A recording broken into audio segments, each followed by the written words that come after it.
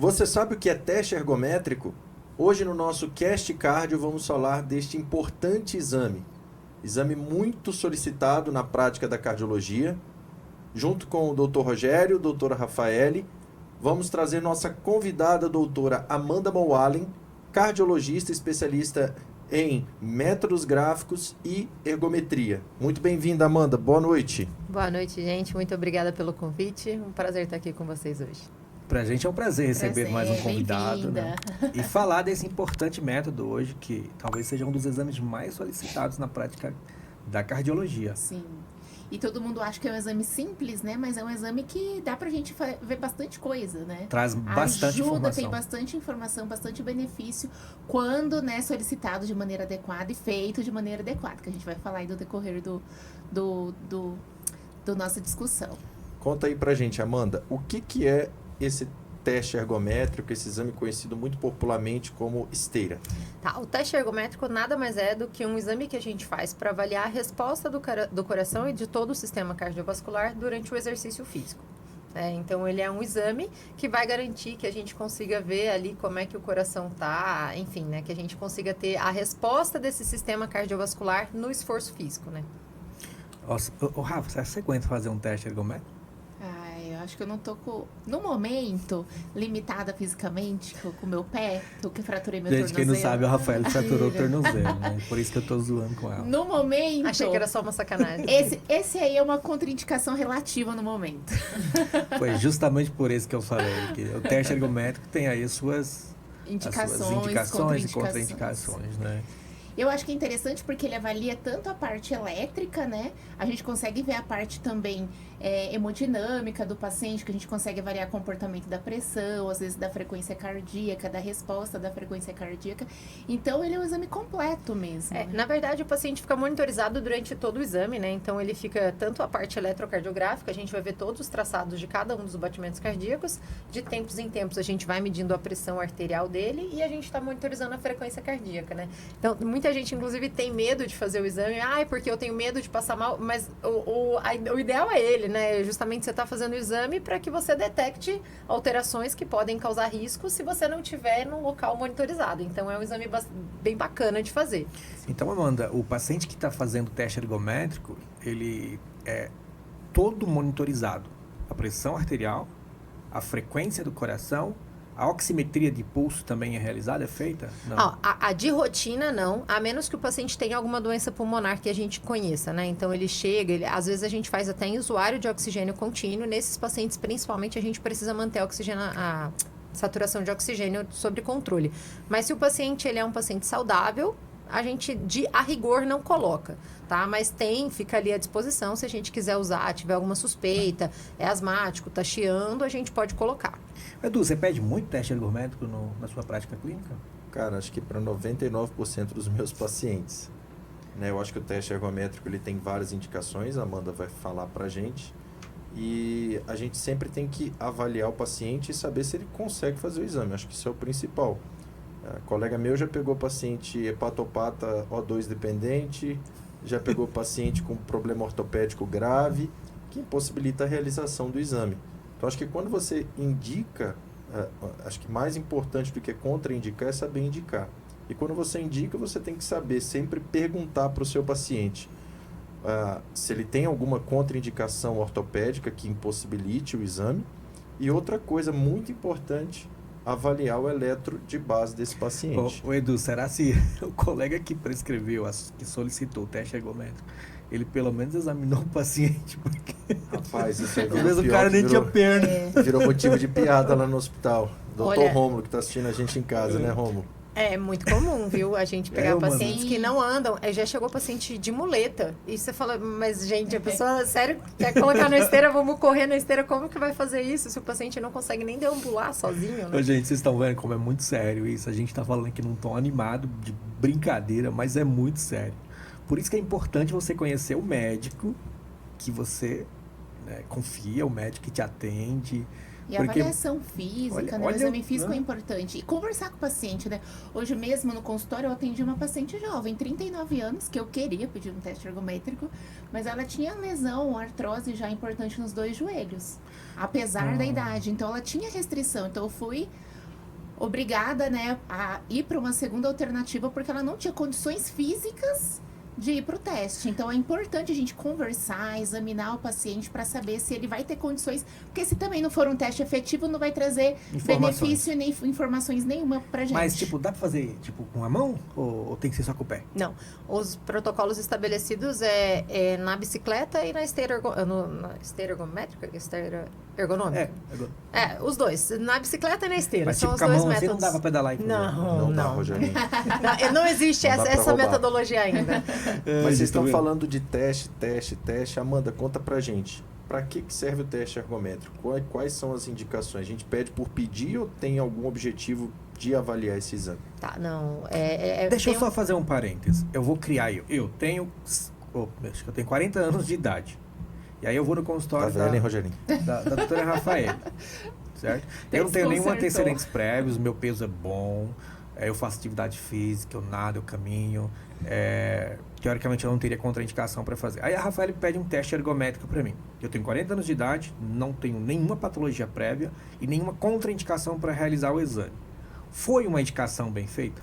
Foi uma indicação bem feita, porque no teste a gente não só está avaliando o risco cardíaco, isso é uma das indicações, inclusive, mas a gente está avaliando outros parâmetros também.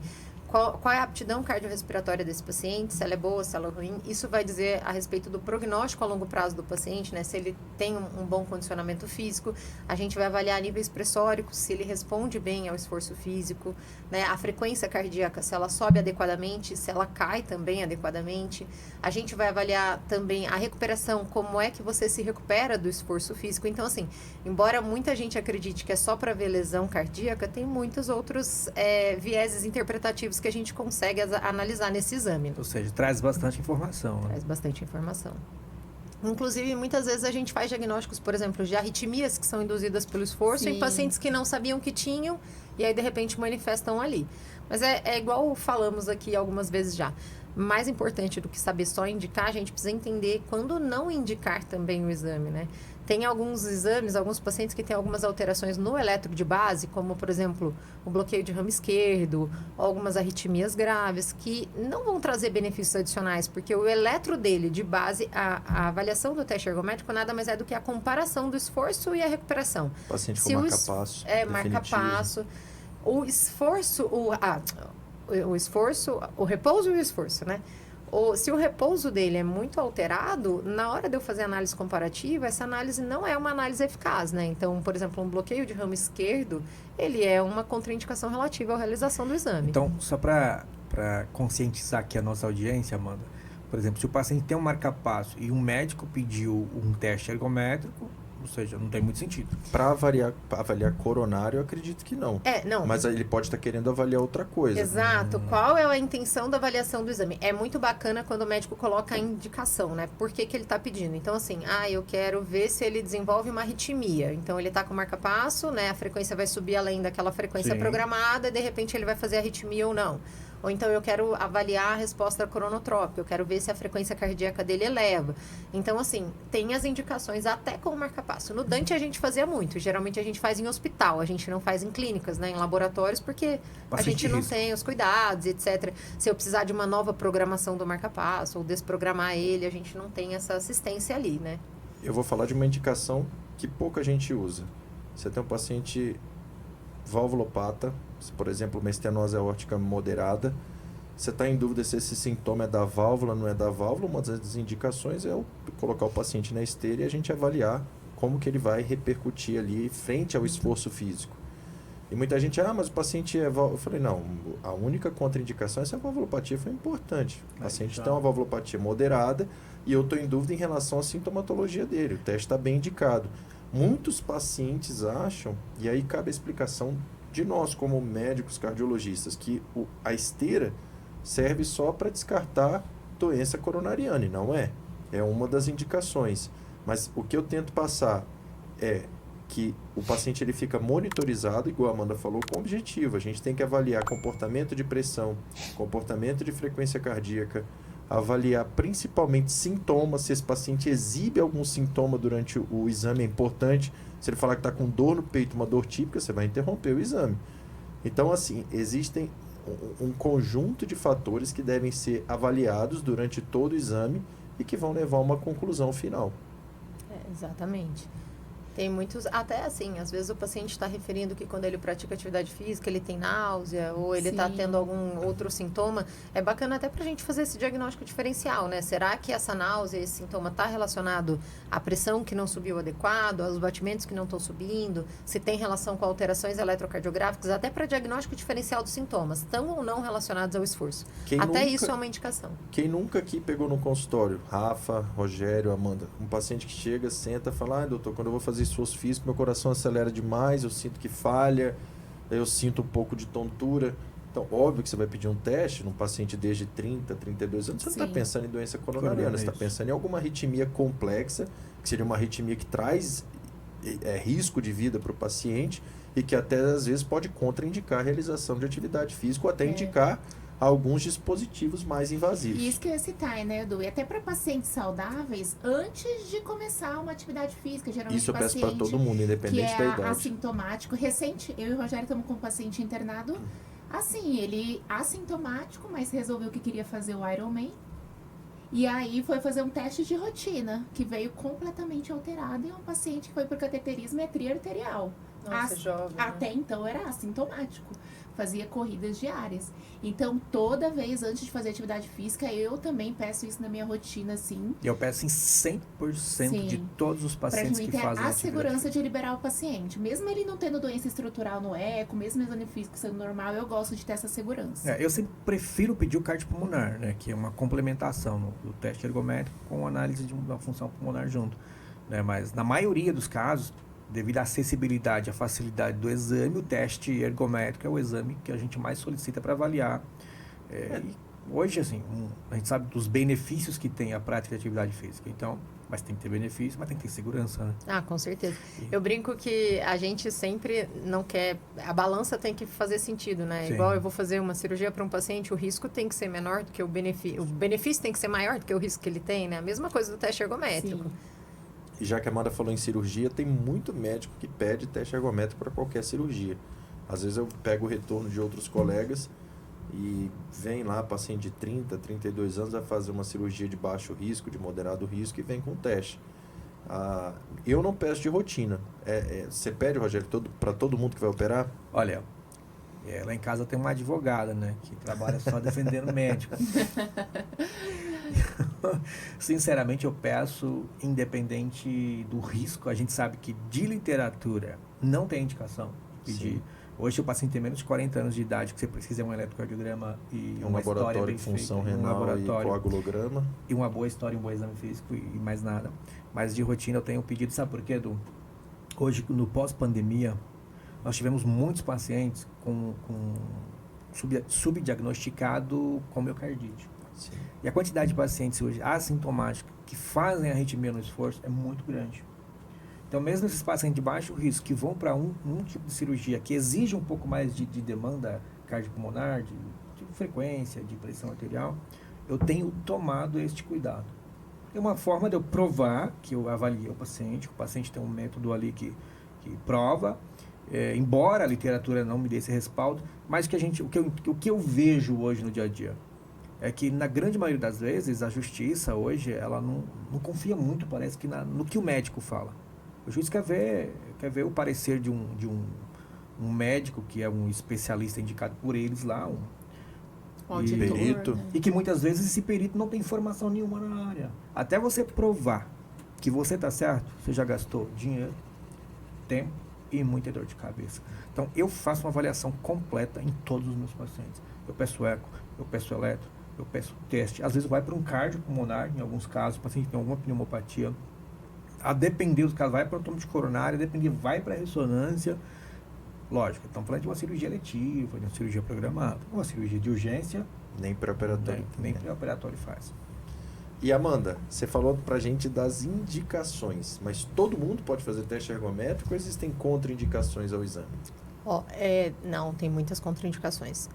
Das que a gente já comentou, né? Arritmias graves, o paciente está com uma arritmia não compensada, ele tem contraindicação. Eu não vou colocar ele para fazer um estresse físico, sendo que ele já está batendo numa frequência alterada, num ritmo alterado. Pressão arterial muito elevada é uma contraindicação também. Estenose, uma doença valvar aórtica, que você já até comentou também, quando ela é avançada, também é uma contraindicação. Pacientes que estão com doenças de base descompensada, por exemplo, ele tem insuficiência cardíaca, ele está lá encharcado, tantos quilos acima do peso seco dele, Cansado, é uma Paciente contraindicação. asmático grave. Descompensado. Descompensado, né? Infarto recente, dor torácica, que a gente considera como angina instável, também é uma contraindicação. Não me recordo mais. Pressão muito elevada. É, Acho que a falou. pressão eu falei, acima de 210 por 120 é uma indicação até de interromper o exame, né? Então, se eu comecei e ela atingiu esses níveis, eu preciso interromper para não incrementar risco a ele. E aqueles pacientes pesadinhos, assim, com 150 quilos, 160 quilos, dá pra fazer? Dá para fazer. Se a esteira tolerar, se a esteira suportar o peso do paciente, dá para fazer. No Dante a gente fazia muito. O Dante tem aqueles pacientes peculiares, né? Que vem de SUS, que não tem muito recurso, etc. A gente fazia bastante. O limitador é a esteira, porque até para os pacientes obesos existem protocolos que a gente consegue colocar para que ele chegue no esforço máximo dele, né? Então é tranquilo, dá para fazer. Então a gente falou bastante coisa aqui, né? O que é o teste ergométrico? Nós falamos de indicação de teste ergométrico, nós falamos de contraindicação de teste ergométrico. Né? Acho que é importante a nossa audiência conhecer. Eu falo sempre que o conhecimento liberta. Então você saber, você não basta só o seu médico, acho que você tem que ter uma noção daquilo que você vai ser submetido. E muitas vezes hoje os médicos não orientam o paciente, né? Ele fala assim, ó, faz um teste ergométrico, o paciente não sabe nem o que é. Ele vai lá, faz o teste, volta no médico. Né? Eu acho que O paciente hoje, fica feliz que fez, achando... Né? O médico está feliz que pediu. E assim vai. E assim vai. Mas, Rafa, você quer deixar alguma mensagem aí para nossa audiência nesse bloco? Acho que é isso que o Rogério falou. Conhecimento é importante. E mais do que, e reforçando o que a Amanda falou, mais importante do que saber indicar é saber contraindicar. Porque se o teste não for efetivo, não vai fazer sentido nenhum para o médico. Tem que pensar que também o check-up é bem individualizado, né? Às vezes a gente vê o paciente chegar na clínica e aí o pai e a mãe vão fazer a esteira, eles querem fazer no filho de 12 anos, de 11 anos. Aí eles falam, mas o teste da esteira do meu filho. Você fala, calma. Mas, né, o que a gente vai ter de benefício em avaliar essa criança, né? Porque no final das contas é uma criança. Exatamente. Edu, deixa uma mensagem final aí para nossa audiência. Não, acho que é isso. Vocês falaram muito bem. Nossa convidada hoje, Amanda, também explicou o que é o exame, quando indicar, quando contraindicar. E o paciente saber das contraindicações é muito legal. Isso eu acho legal, porque às vezes o médico na correria ele acaba indicando, não presta atenção num detalhe ou outro. Olha, doutor, eu sei que isso aqui que eu tenho possibilita de fazer o exame. Aí vai o paciente lá com CDI, fazer um teste ergométrico com a frequência programada para disparo de 150, ele bate 150, o CDI... Toma um choque, imagina, dispara. Eu acho que é muito importante e isso depende muito do médico também coletar a história, né? Tá. E examinar, porque às vezes o paciente não sabe que é válvula opaca, você ausculta um baita sopro lá no foco aórtico, você vai esperar o eco. Então, assim, eu acho que é um exame da prática da cardiologia o mais solicitado. Acho que todo mundo pede praticamente para todos os pacientes Hoje viáveis. eu pedi 30. Porque é um exame tranquilo, não invasivo, né? Rápido, de baixo custo, De baixo não custo. invasivo. E te traz muitas informações. Muitas E informações. que, quando bem feito, traz informações excepcionais para o paciente. Então é isso aí, gente. Muito obrigado, fiquem com Deus e até o próximo. Sigam o Cast Cardio. É isso aí, não esquecem. Curte, compartilha e siga. Isso aí.